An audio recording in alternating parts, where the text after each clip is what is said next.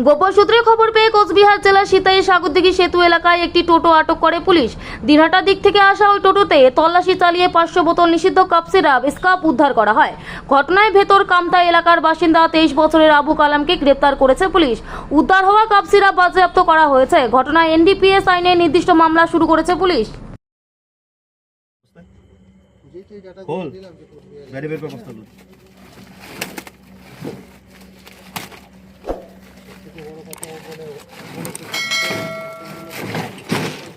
खोल देगा मुख खोल।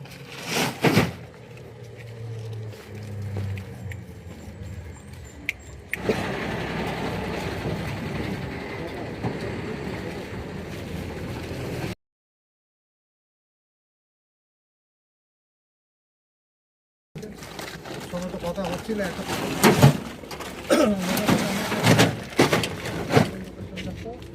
তাহলে তুমি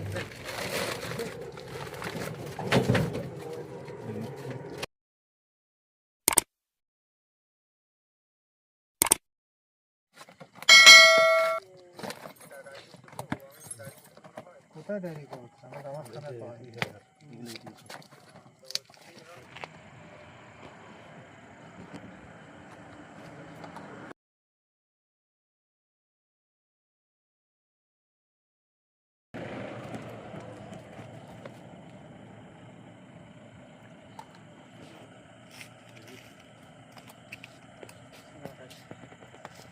ছয়টা হচ্ছে এই ছয়টাতেই সব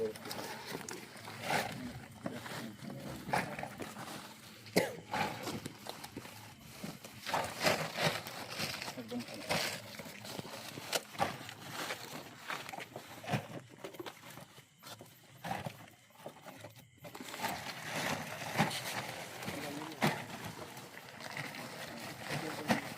যদি এখনও আমাদের খবরের দর্পণ চ্যানেলটি সাবস্ক্রাইব না করে থাকেন তাহলে এখনই সাবস্ক্রাইব করুন, সঙ্গে বেল বাটনটি ক্লিক করুন আর পেয়ে যান সব খবরের দ্রুত ভিডিও আপডেট।